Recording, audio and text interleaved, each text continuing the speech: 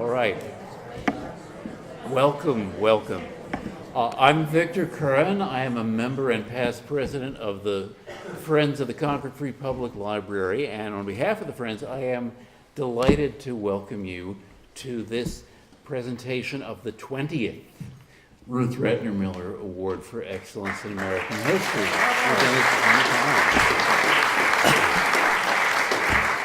This year's laureate is Gordon S. Wood. He's a Pulitzer Prize winning historian and professor emeritus at Brown University, and you'll hear more about him in just a minute. But first, I would like to thank my colleagues on the Miller Award Committee that's selected Professor Wood for this honor and who organized this terrific event.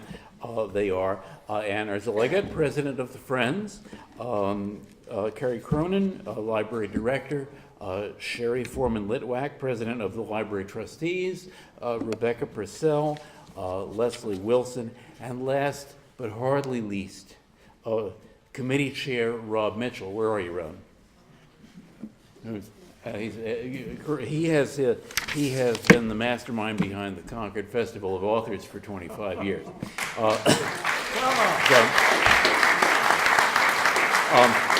The Miller Award was offered to the Concord Library by Concord resident Richard Miller to honor the legacy of his mother, a founding member of the Holocaust Commission and in Washington, D.C., and of the Holocaust Museum. Dr. Ruth Retner Miller believed that learning history was not merely desirable, but was a civic and religious duty. Mr. Miller and his sister Gabrielle continue to support this special award, and we are very, very grateful to them. The Concord Free Public Library, as I was just explaining to our guests, is an extraordinary institution. It is a center of learning, of culture and community building, but it also houses an important collection of manuscripts, records, books, ephemera, and works of art that document the history of Concord for our own citizens and for scholars from around the world. I have to be careful. Last year I broke this thing.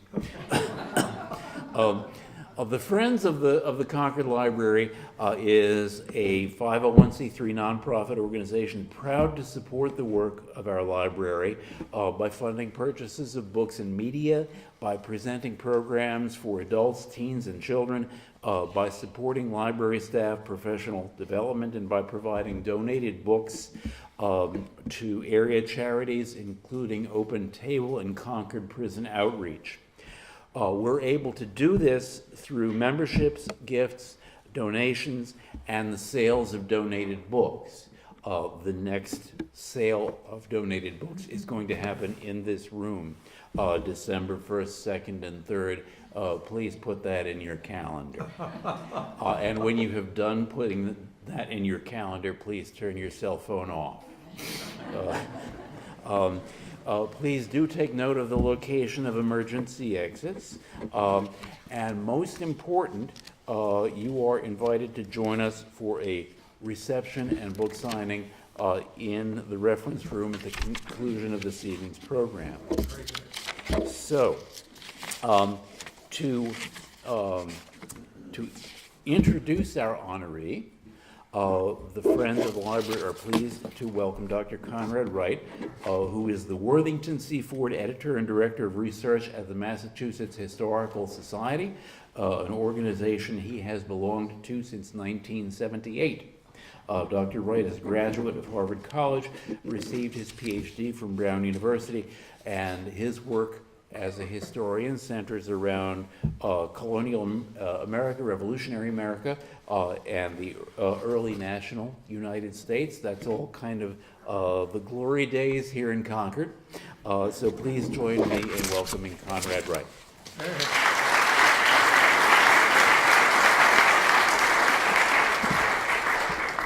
Thanks, and I've done research here, and I've enjoyed it very much. It's a great collection, great staff, and so I'm pleased to be back.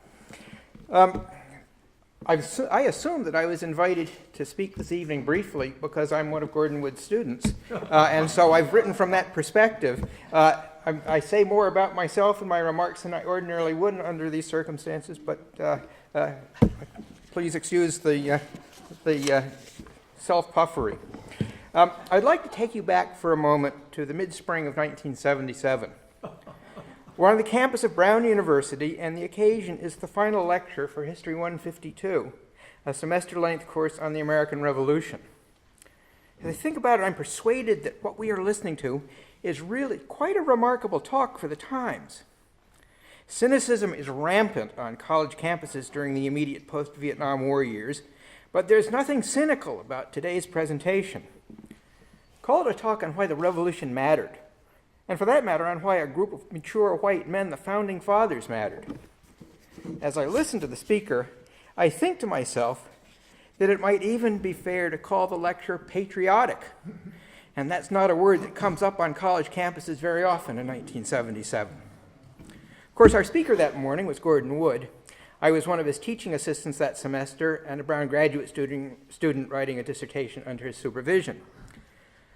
I mention the occasion, which I'm sure he has forgotten, because Gordon's subject that day, why the Revolution and those who made it mattered, has been the central theme of his work, a subject he has pursued through a career's worth of distinguished books and articles, including The Creation of the American Republic, which won the 1970 Bancroft Prize. This is an award particularly treasured by American historians because the selection committee consists of other historians. And The Radicalism of the American Revolution, which won the Pulitzer Prize for History in 1993. What he had to say appeared to have an impact on a lecture hall full of Brown undergraduates, and it created a lasting memory for me. Now, I could spend all my allotted time this evening reporting Gordon's honors, all of them tributes to his writing about why the Revolution mattered.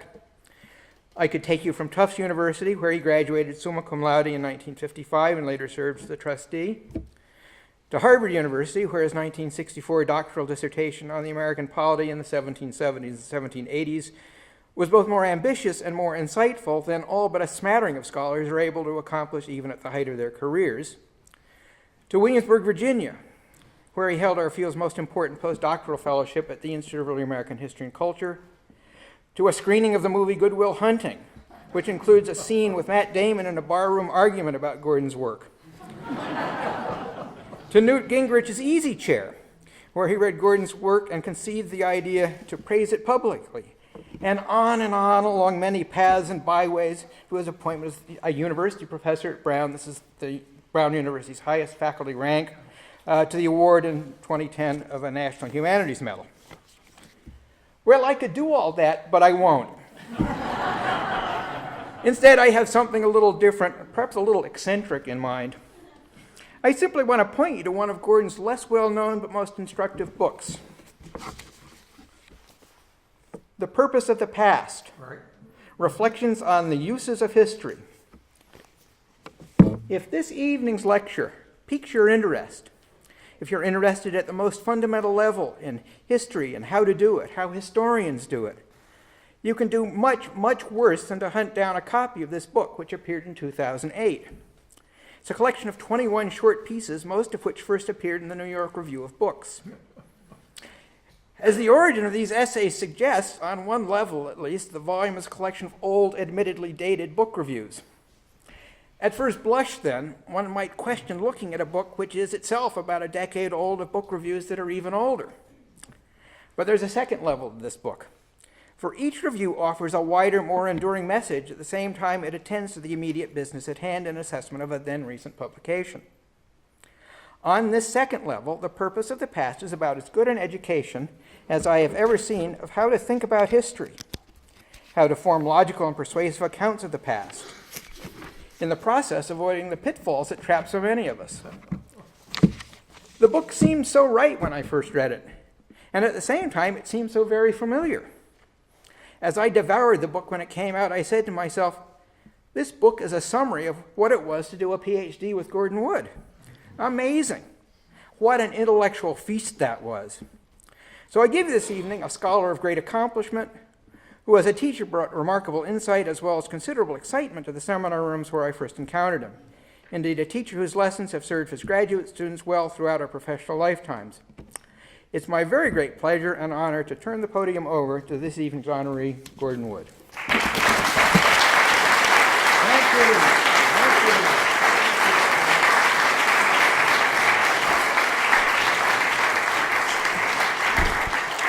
you. Well, thank you, Conrad. That's what students do, you see, for their teachers. It's lovely. I am deeply honored to be receiving this Ruth Martin Miller Award. When I look at the previous recipients, I'm humbled to be here. Well, as it turns out, I happen to be on a book tour, and my book was just published 2 days ago, I think. And so I thought I would just tell you about that book. That's the story of John Adams and Thomas Jefferson, the two revolutionaries who died on the same day, July 4th, 1826, 50 years, the Jubilee celebration of the Declaration of Independence. It was such a marvelous coincidence that the country, which was much more religious than it is today, could only conclude that it was providential. And I think that coincidence forever linked these two men in our national consciousness. But of course, our memory and our celebration of the two patriots have differed greatly.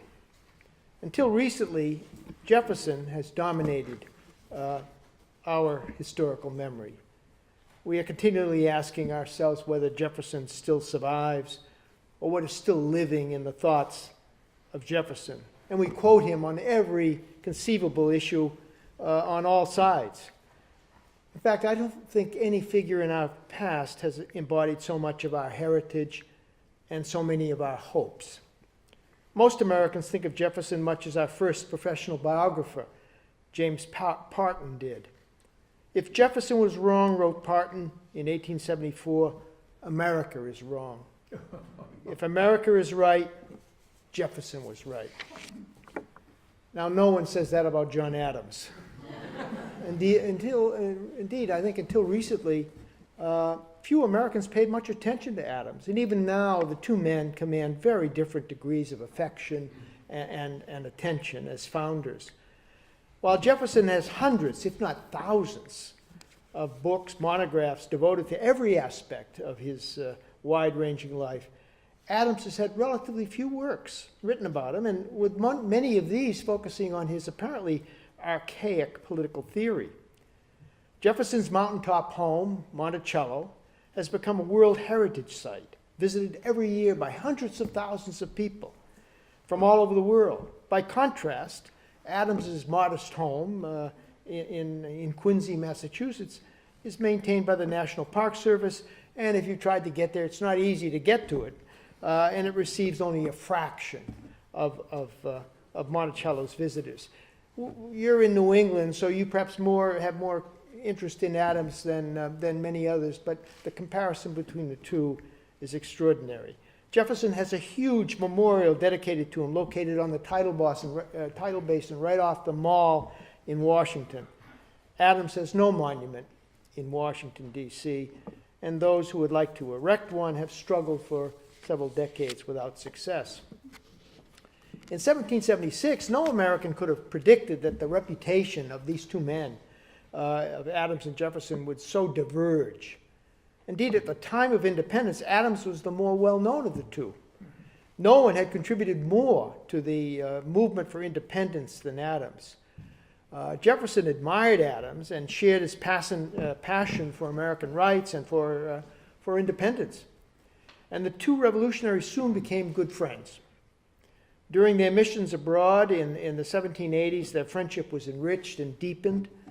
And then the French Revolution and partisan politics of the 1790s strained the relationship. In 1796, Vice President Adams succeeded Washington as president, with Jefferson elected as vice president. Adams assumed that he, like Washington, would be reelected to a second term. When after a very bitter campaign in 1800, Jefferson defeated him for the presidency, Adams was humiliated, and the break between the two former friends seemed irreparable. Adams was the only president in our history who refused to attend the inauguration of his successor. He got on a 4 o'clock stage and got out of town fast. Actually, it's amazing that they became friends if you get to know the two men. No doubt Adams and Jefferson had a lot in common. Both were members of the Continental Congress, as I say. Both were ministers abroad, and both became vice president and president. And no doubt they agreed on the rightness of independence and on the significance of the revolution. I guess what they most had in common is they bitterly hated Alexander Hamilton. But despite all that they had in common, they were very different from one another. Indeed, they were divided in almost every conceivable way, in temperament, in their ideas of government, in their assumptions about human nature, in their notions of society, in their attitudes towards religion, and in their conception of America. In fact, in every single thing that matters, they differed. They were, of course, physically different. A virtual Mutt and Jeff. Well, that really dates me, doesn't it? Who knows? But standing beside one another. Jefferson was tall, perhaps 6'2" or so, and lean and gangly.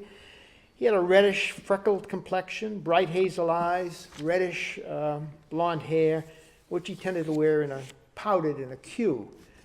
He bowed to everyone he met and usually talked with his arms folded, a sign, I think, of his reserved nature.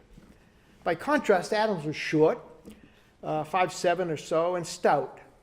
By my physical constitution, he admitted, I am but an ordinary man. He had sharp blue eyes, and he often covered his thinning light brown hair with a wig. William Maclay, the caustic Scotch-Irish senator from Western Pennsylvania, who had few kind words for anyone in this journal, but he was especially contemptuous of Adams, who was vice president of the new federal government in 1789 and thus president of the Senate.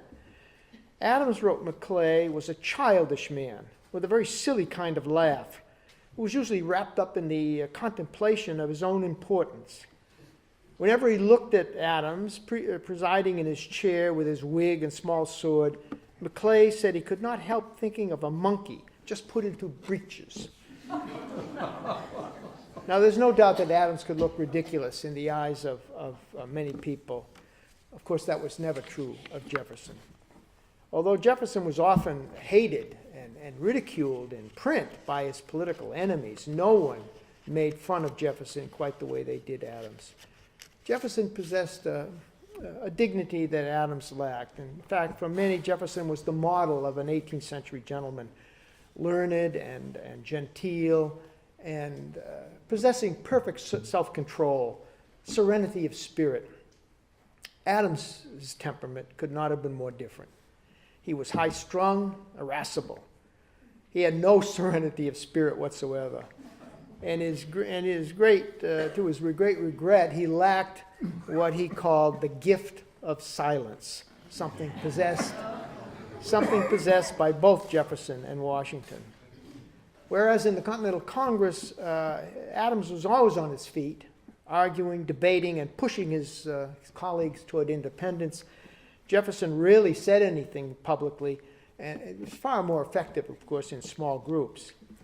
Jefferson hated personal confrontations and valued politeness, treating even his enemies with grace and courtesy. His extreme politeness, I think his acute sensitivity to the feelings of others and his keen desire not to offend, I think that was the secret of much of his success in life. But since his polite words and his good human behavior to people could never be an accurate expression of his real feelings, he was always open to accusations of duplicity and deceit, of being two-faced. Adams, of course, was the opposite. He was excitable and had little of Jefferson's sense of restraint. He was, as his physician friend, Dr. Benjamin Rush, described him, fearless of men and of the consequences of a bold assertion of opinion in all his speeches. He had a sharp, sarcastic tongue, and he used it often, sometimes in the presence of the recipient of his derision. In Congress in 1777, he even publicly took on what he called the veneration which is paid to General Washington. Adams was not taken with politeness and hiding his feelings. He was, as Rush put it, a stranger to dissimulation, the very characteristic Jefferson was often accused of having. Jefferson was reserved and tended to use his good manners and relaxed cordiality to keep people at a distance. Adams was different. Familiarity with acquaintances tended to breed amiability. In 1787, his Harvard classmate, Jonathan Sewell, who had become a loyalist, met Adams in London and was reminded of the appeal Adams had once had for him. Adams, he told a judge back in Massachusetts, has a heart formed for friendship and susceptible of its finest feelings. He is humane, generous, and open, warm to friendly attachments, though perhaps rather implacable to those he thinks his enemies. Once Adams felt at ease with someone, he could be much more jovial and open than Jefferson, more familiar and more revealing of his feelings. As Sewell suggested, people who got to know Adams well found him utterly likable. His candor and his unvarnished honesty won their hearts. But these qualities of forthrightness did not work too well in public. Adams never quite learned to tailor his remarks to his audience in the way Jefferson did. Consequently, he lacked Jefferson's suave and expert political skills. The two men had even more fundamental differences. As you no doubt know, Jefferson was an aristocratic Virginia planter, a well-connected slaveholder, a patriarch, as he called himself, reared in a hierarchical slaveholding society. He inherited land and slaves from his father, and he acquired more land and more slaves from his father-in-law. By the early 1770s, he had become one of the wealthiest planters in all of Virginia. Although there was no one in America who knew more about more things than Jefferson, it was not his obvious intelligence and his learning that catapulted him into membership in the Virginia House of Burgesses. His political position flowed naturally and immediately from his wealth and social eminence. By contrast, Adams was a middling born in a Massachusetts society that, as you know, was far more egalitarian than any society in the slaveholding South. Adams had few connections outside of his town of Braintree, and his rise was due almost exclusively to merit, to his intelligence, his learning, and his very hard work as an attorney, as a lawyer. By the early 1770s, he had become the busiest lawyer in the colony of Massachusetts, and in many eyes, the most respected for the breadth and depth of his legal and historical knowledge. Most of his wealth, such as it was acquired from his law practice. He became reasonably well off from his legal career, but he never became one of the wealthiest members of Massachusetts society, something that always rankled him. But even more important than these differences were their political differences. Jefferson was a radical 18th century style liberal who was as extreme in his liberal views, radical views, as a popularly elected official could be. In his attitude towards government, especially the federal government, he did not resemble a modern liberal, of course. He was convinced that people were naturally sociable, if only the government did not interfere, and he believed in the least government possible. This was the progressive position at the time, shared by Thomas Paine and William Godwin and other radicals. Instead of the strong, modern, and integrated fiscal military state that Alexander Hamilton and other Federalists, high Federalists, wanted to create, Jefferson, as he said in his inaugural address, sought only a wise and frugal government, one that kept its citizens from injuring one another, but otherwise left them free to regulate their own pursuits of industry and improvement, while at the same time avoiding taking from the mouth of labor the bread it has earned. His federal government was, as he said, charged with the external and mutual relations only of these states. All the other governmental responsibilities, the principal care of our persons, our property, and our reputation, constituting the great field of human concerns, he said, all these were to be left to the states. So by today's standards, he's an extreme Republican, of course. But you have to understand, in the 18th century, that was the radical position. His government would be the smallest possible, one without patronage, without bureaucracy, without a military establishment, and without all the other instruments of power.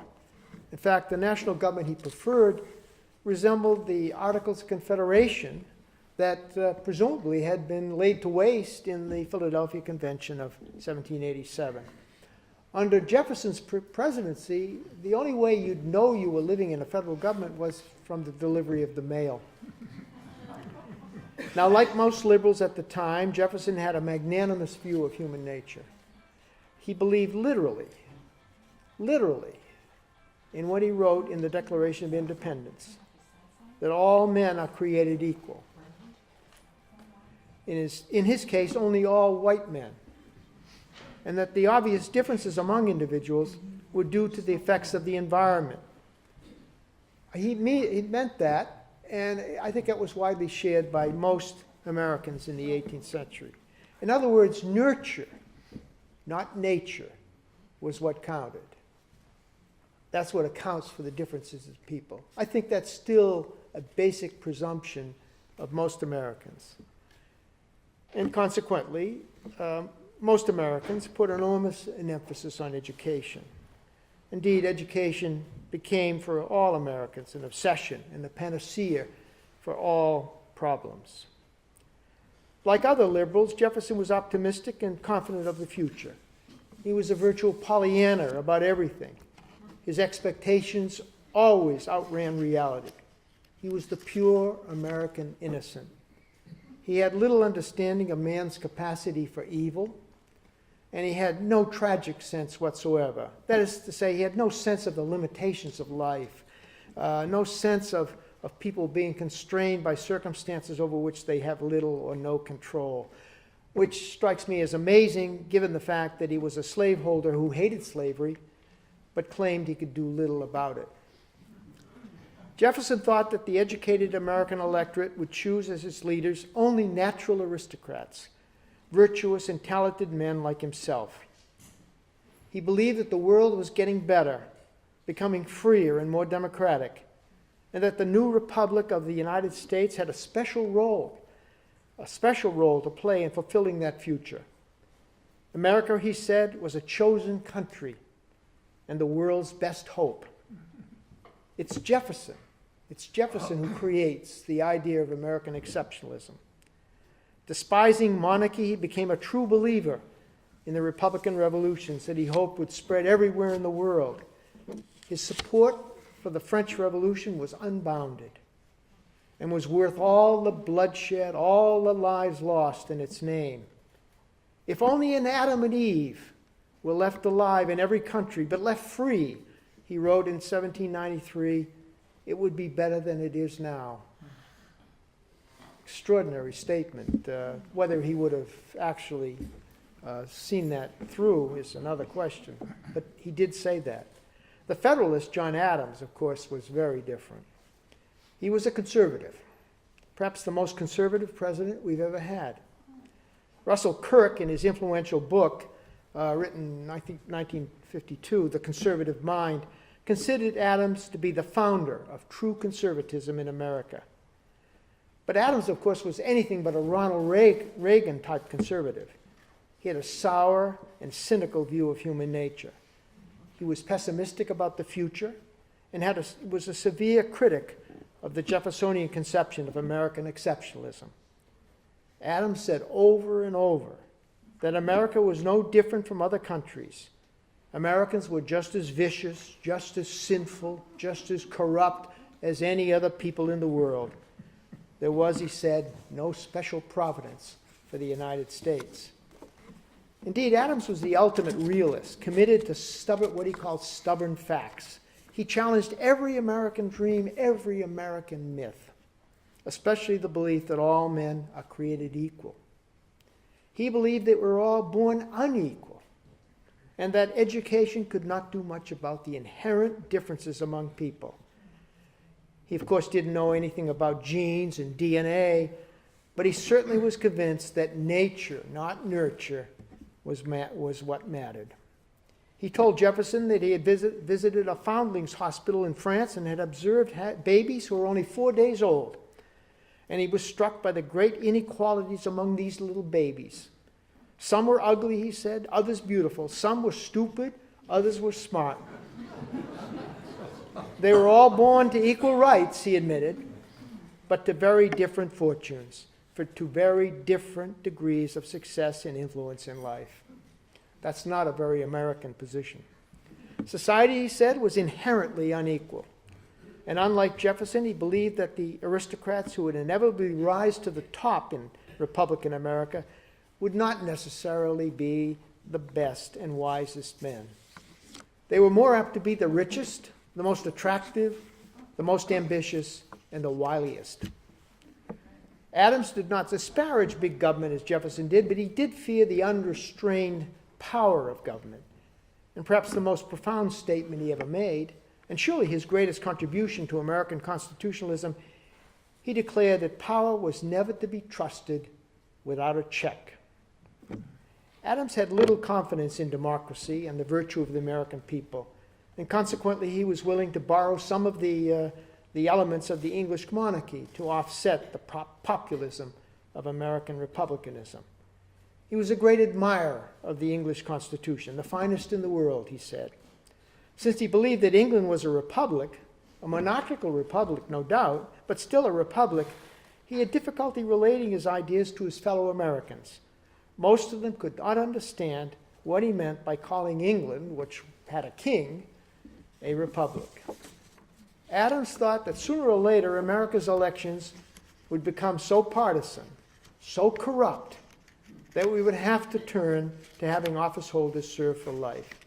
Eventually, he said, we would have to follow the example of England and make the president and the Senate hereditary.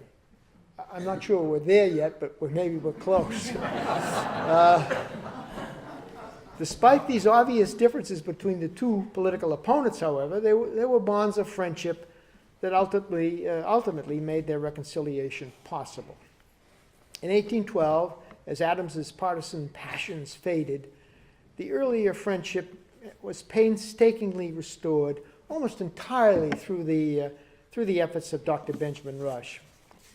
Over the next 14 years, Adams and Jefferson exchanged over 150 letters, with Adams writing 3 times as many as Jefferson. Jefferson made the reconciliation work. His characteristic courtesy, his politeness, his aversion to any sort of confrontation, I think saved the friendship.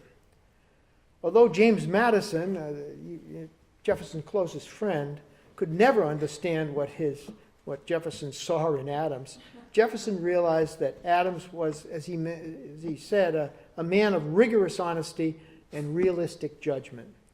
Jefferson claimed that once one broke through Adams's crusty surface, the irascible Yankee was as warm and amiable as a person could be. Jefferson tolerated better than most Adams's facetious and teasing manner. In 1815, with Napoleon defeated, the Bourbons are back in the throne of France, Adams couldn't help ribbing Jefferson. What do you think of the French Revolution now, Mr. Jefferson? Polite as always, Jefferson suffered all this razzing in good humor without trying to answer it in kind. The two men valued their correspondence too much to endanger it, and thus they tended to avoid controversial subjects, especially slavery. They did touch on it in 1819-20 with the Missouri crisis. But in their exchange of letters, the two men came to realize that they both equally and deeply loved their country. They had always been polite to one another, and that civility, I think, made their reconciliation possible. They never attacked each other personally to their face. They said things in their letters about each other, but never to their face. They knew that their combination of idealism and realism had helped create the country, and that realization, I think, was enough to sustain the revival of their friendship. But Adams always knew that it was an unequal relationship. He once asked Jefferson, how many letters do you, it's 1820, I think, how many letters do you get a year. And Jefferson said, oh, well over 2,000, 2,200. And Adams said, oh, he said, I get about 200. They were in different leagues of celebrity, as celebrities. Jefferson's corresponding with the Tsar of Russia, with Alexander Humboldt, and with world figures. Adams, not at all. So Adams knew that Jefferson would always have an acclaim from his fellow Americans that he would never have. Adams may have been honest and realistic, telling us Americans what we needed to know, truths, I think, about ourselves that are difficult, if not impossible, to bear. But however true, however correct, however in accord with what he called his stubborn facts, Adams's ideas and statements, however true they might have been, they were incapable of inspiring and sustaining the United States, or I think any nation for that matter. Adams even doubted whether America could be a real nation. In America, he said, there was nothing like the patria of the Romans, the fatherland of the Dutch, or the patrie of the French. All he saw in America was an appalling diversity of religious denominations, diversity of numerous ethnicities. In 1813, he counted at least 19 different religious sects in the country. We are such a hodgepodge of a people, he concluded, such an omnium gatherum of English, Irish, German, Dutch, Swedes, French, etc., that it is difficult to give a name to the country characteristic of the people.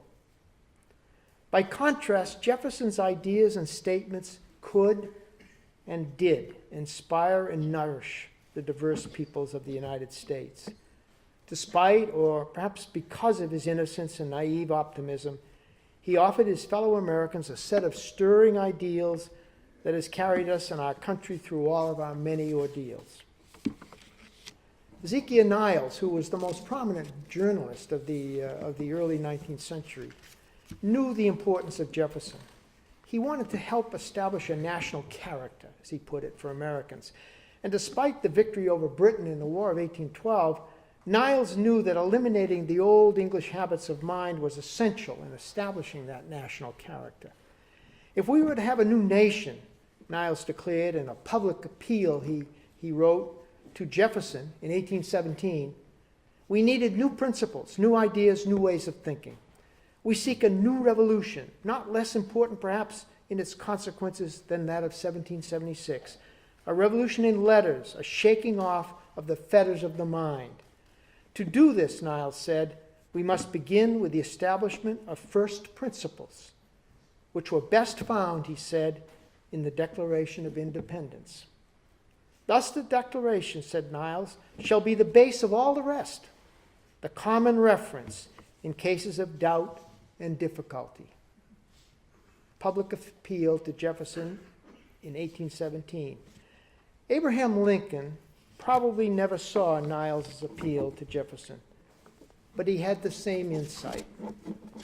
When he said in 1858, all honor to Jefferson, he paid homage to the one founder he knew could explain why the breakup of the Union could not be allowed and why so many lives had to be sacrificed to maintain that Union. Lincoln knew what the Revolution had been about, what it had implied, not just for Americans, but for all humanity, because Jefferson had told him so. The United States was a new Republican nation in a world of monarchies. You have to understand that the 1848 revolutions in Europe, which were all Republican revolutions, had all failed. And so when Lincoln is talking about the last best hope, it's in the context of the failure of all those European revolutions. We were a grand experiment in self-government, conceived in liberty and dedicated to the proposition that all men are created equal. Half the American people, said Lincoln in 1858, had no direct blood connection with the founders of the nation. These German, Irish, and I'm citing him here, these German, Irish, French, and Scandinavian citizens either had come from Europe themselves or their ancestors had, and, said Lincoln, they had settled in America, finding themselves our equals in all things. Although these immigrants may have had no actual connection in blood with the revolutionary generation that could make them feel part of the rest of the nation, they had, said Lincoln, that old Declaration of Independence with its expression of the moral principle of equality to draw upon. This moral principle, which was applicable, and I'm quoting here from Lincoln, which was applicable to all men at all times, he said, made all these different peoples. And now he enters an image which still boggles my mind when you think about it. He says, made all these different peoples one with the founders, as though they were blood of the blood and flesh of the flesh of the men who wrote the Declaration. This emphasis on liberty and equality, and then he shifts metaphor, and this is a more familiar one, was the electric cord that links the hearts of patriotic and liberty-loving men together, that will link these patriotic hearts as long as the love of freedom exists in the minds of men throughout the world. Now, Lincoln could never have invoked Adams on behalf of his cause. Adams was too ornery, too contrarian, too cynical to offer any such support for America's nationhood. Adams had no answer for the great problem of American diversity. How the great variety of individuals in America, with all their different ethnicities, their different races, their different religions, could be brought together into one nation. Jefferson did have an answer. As Lincoln grasped better than anyone, Jefferson offered Americans a set of beliefs that through the generations have supplied a bond that holds together the most diverse nation the world's ever known. Since now the whole world is in the United States, nothing but Jefferson's ideals can turn such an assortment of different individuals into the one people that the Declaration says we are. To be an American is not to be somebody, but to believe in something. And that something is what Jefferson declared. That's why we honor Jefferson and not Adams. Very much.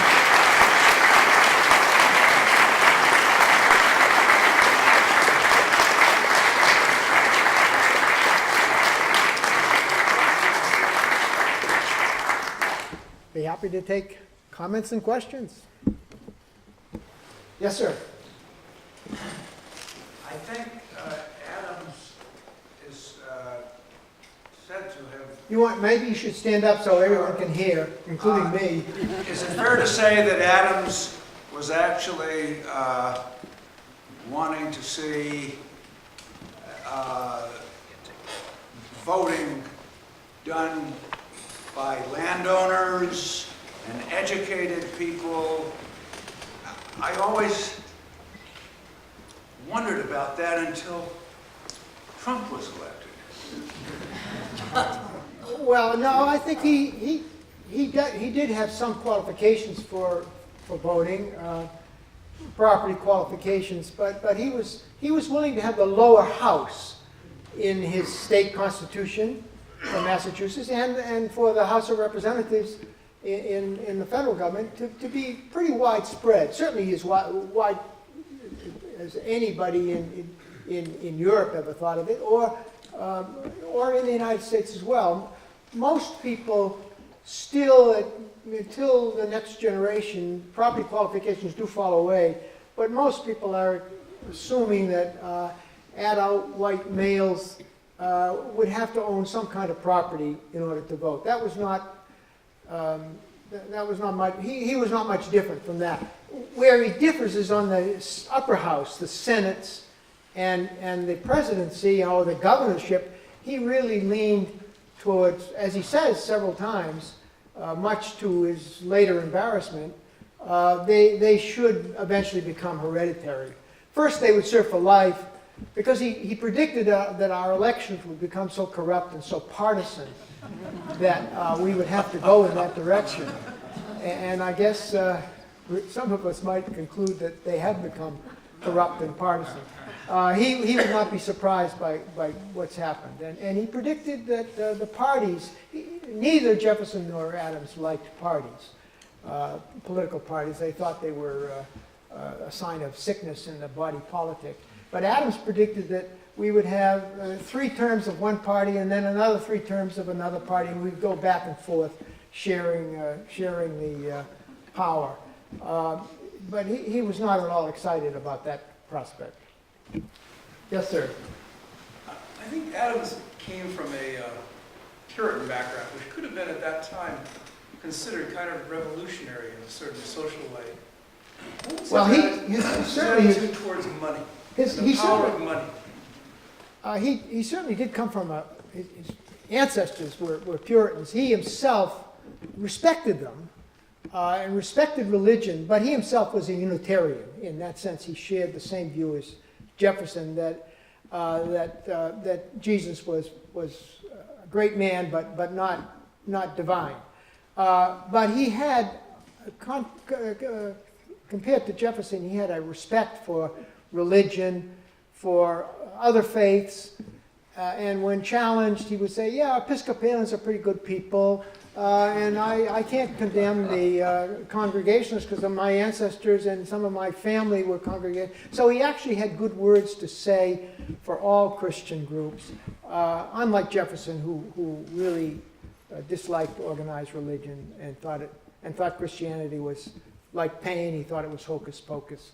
But he, of course, cut up because he was criticized so heavily for being anti-Christian, he created his Bible. He cut up the New Testament and did away with all the miracles and isolated all the golden rule, Jesus' sentiments of love and affection. Those were all fit Jefferson's own notion of sociability, and therefore he saw himself as a real Christian because he emphasized what Jesus emphasized, that is, love thy neighbor as thyself. But his general feeling was that religion, which he would say in private conversations, was just hocus pocus and a fraud on everyone. Yes, sir. It seems that the Jefferson idealism was more sort of taken in by the Concord transcendentalists, particularly Emerson and Thoreau. Do you think they leaned more towards Jefferson or Adams or in general, and did they have anything? Well, I could let Bob Gross handle that question about the transcendentalists. I would say that most Americans followed Jefferson's generous view of human nature, and I think that's still true today. Most people are not quite as cynical, and certainly most Americans do not accept the notion of that we're all born unequal and remain unequal. We put too much emphasis on education. We believe that if you can change the environment of people, they will become similar to one another.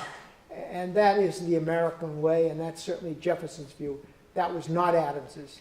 And so I think most Americans have not gone down Adams's path. Probably a good thing. Yeah. If McCullough is to believe, Jefferson was not above spreading his money around to the detriment of Adams during the election for president.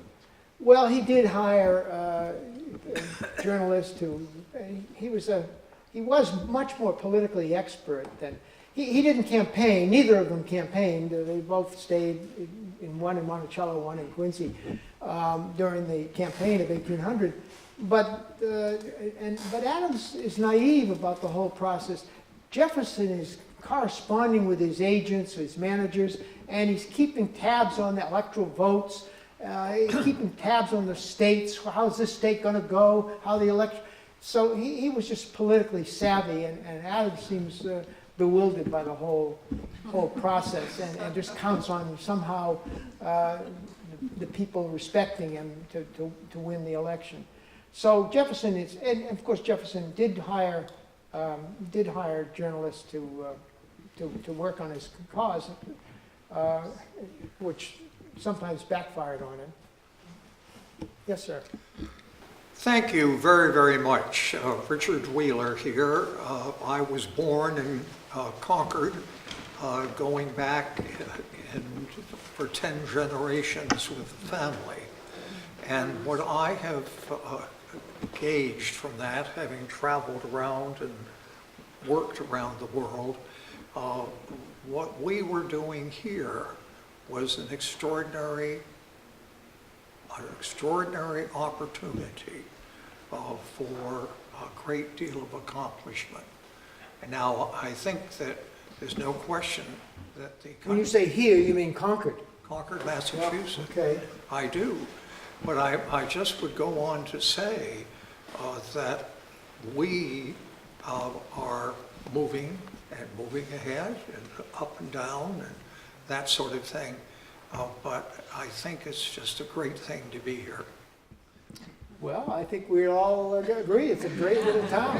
I must say, I was also born in Concord. Right. I'm very proud of that, although I really can't. I lived in my father had a chicken farm in West Acton, and this was where the hospital was, so that's why. No, well, Go ahead, just a go correction. ahead, back here, I'm sorry. You had your say. During the past year, there's been an enormous amount of attention paid to Confederate memorials and the whole idea of how memory is preserved. I was wondering if you might share some of your thoughts as to how we might think of Jefferson particularly, but it also extends to Washington, since they were both slave owners. How perhaps should we think about them in terms of these memorials, and if you had any prediction as to where this might go? Well, if it comes to that, if it comes to the point where Washington and Jefferson are going to have their statues removed, then we're really in trouble. I think that it's a little different with some of these Civil War statues because they were created in recent time, relatively recent times, between 1880 and 1920, and that was a period of Jim Crow, and it was a part of an organized effort by Southerners to rescue the South from its reputation. And so one can understand how black citizens might feel about those statues. Now, some distinctions ought to be drawn between, say, Forrest, who was involved with the Ku Klux Klan, and Lee, who did make real efforts to reconcile the nation and to deal with the former slave problem. But those are different kinds of statues. I don't think we're going to take on Washington and Jefferson. They were men of their time. They both came to hate slavery. Jefferson was unable to do anything about it in any fundamental way, but Washington did free his slaves, those he could free. He couldn't free Martha's slaves. They were dour slaves. So I think thinking people will understand the situation that these men face. They're not superhuman. And I think you need a little bit of what I refer to as the tragic sense of history to understand them. These are, most people in the past, and this includes us, for future generations will look back at us, struggle to make sense of the world they're living in. We're not in complete control of things. And if you have a sense of the limitations of life, you have a greater appreciation for the people in the past. They are not always able to do what we think they ought to have done. Circumstances are always impinging on them, and just as they're impinging on us, and we're not able to do all the things that we think we ought to do. And God forbid, 200 years from now, people looking back at us and wondering, why were they doing what they did? That's what history, I think, gives you, a sense of perspective on the past. That would be my answer to it. Yes, ma'am. Could you stand up so we can hear? Why did both Adams and Jefferson hate Alexander Hamilton? Oh. Well, Hamilton has had a good run, you see, on Broadway, and so he's everybody's favorite. But Hamilton is really an 18th century figure, not a modern man at all, although he had a modern conception of the state. He wanted to build a fiscal military state that would take on Europe on its own terms. He wanted a standing army, he wanted a strong navy, he wanted a bank, he wanted all the attributes of power that had raised England from a little island off the northwest coast of Europe to the greatest power the world had ever seen. He said, we can do that too give us 4 or 5 decades and we'll take on any European power on their terms. That was not the kind of state that Jefferson had in mind at all. Of course, and Adams was never that kind of Federalist. He simply never had that kind of conviction. Although he's not a Jeffersonian in his small government, he certainly had no conception of becoming a major power. He feared the Army. He wanted the Navy. He's a big Navy man. And so he's not a Jeffersonian, but he's not a Hamilton-type Federalist. And then, of course, Hamilton tried to undo. Hamilton wrote a pamphlet during the election of the campaign of 1800, that criticizing Adams. It's a curious work because he goes through ridiculing Adams, saying the man is bordering on insanity, crazy, and yet in the end saying, well, I guess maybe we should vote for him. It was a stupid kind of, that reflected Hamilton's own mixed up status. Hamilton said, on the eve of his duel, democracy is our great problem. He hated democracy even more than Adams did, and had no confidence whatsoever. And he said more than once, this American world was not made for me. He's a Napoleonic figure. He had ambitions that he expresses during the crisis of 98, 99, which was a very serious crisis. We've never appreciated it. It's what accounts for the Alien Sedition Acts and so on. There was the fear of a French invasion. He was going to lead an army of 20,000, 50,000. They put the army on paper. He was going to be the commander, the de facto commander-in-chief. Washington was dragged out of retirement and actually felt the crisis was serious enough for him to come out of retirement, as long as Hamilton was the actual commander. And Hamilton had visions of a transatlantic kind of, he was going to connect up with Bolivar in Latin America, and they create a whole new kind of world. He was very much out of touch with common American opinion, and both men sensed that. Maybe one more. Oh, okay. Had Adams and Jefferson really, had they known what would have invented as the political system we now have, would they have written the Constitution differently? Well, those are kinds of questions that no historian can answer. Of course, they were not present at the Philadelphia Convention. They were both abroad as minister to France and Great Britain. And so the Constitution comes to them with something of a surprise a couple of months later. Adams loved it because it fit his own notion of what a government ought to have, with a strong president, although he wanted an absolute veto, because the King of England had an absolute veto.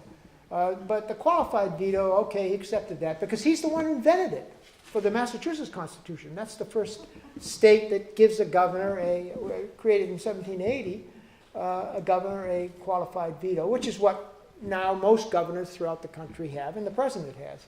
And he liked it. He had a strong Senate. Jefferson was appalled by he was really shocked by the Constitution, particularly the presidency. He said he should not be reelected. He could be reelected for life. He feared that. He said he's a Polish king. The Polish king was an elected king, but he served until he died. That's what Jefferson thought would happen, that whoever's elected would keep getting reelected until he died in office, and then the vice president would take on, and then he would serve for life. It didn't work that way, because Washington he didn't set the precedent. He was so desperate to get out of office that as soon as he could, he wanted to leave in 92, but he finally said, I'm leaving, come hell or high water, I'm leaving in 96. And he did, and Jefferson sets the precedent, you see, because he too was not happy with the office and left, but he knew he was setting a precedent by following Washington, serving only 2 terms. Adams was so bitter about that because he assumed that he would be natural to have at least 2 terms, and that's why his defeat was so humiliating. So neither of them had anything to do with the Constitution making. Jefferson felt that the Constitution, that he really preferred the Articles of Confederation. He said, oh, all we needed was a couple of amendments giving us the taxing power or something like that. We didn't have to have this scrapping of the Articles and this completely new Constitution. That's why James Madison his close friend had a very hard job trying to convince him that it was a good thing. Madison feared popular democracy much more than Jefferson did. Thank you. All right. Thank you very much. Don't go anywhere. That's what's important.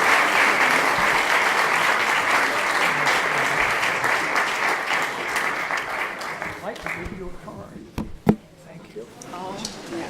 The Friends are delighted to present the Ruth Ratner Miller Award for Excellence in American History to you, Professor Wood, to honor your commitment to the role of remembrance in our lives and our library's role in preserving the stories of the past. I want to tell you a little bit about this award.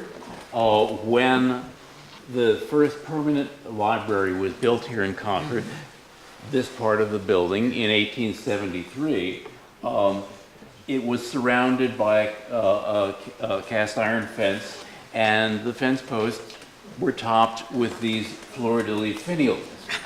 Now, during a building modification during the 1930s, the fence was removed, but some forward-thinking soul saved the finial.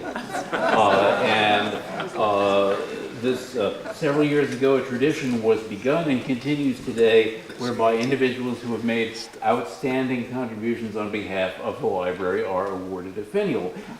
And so, Professor Wood, in recognition of your exploration of how our ancestors broke with the English monarchy and created the American Republic and started the struggle for justice and equality, which we continue today, I am pleased to present you the Ruth Ratner Miller Award.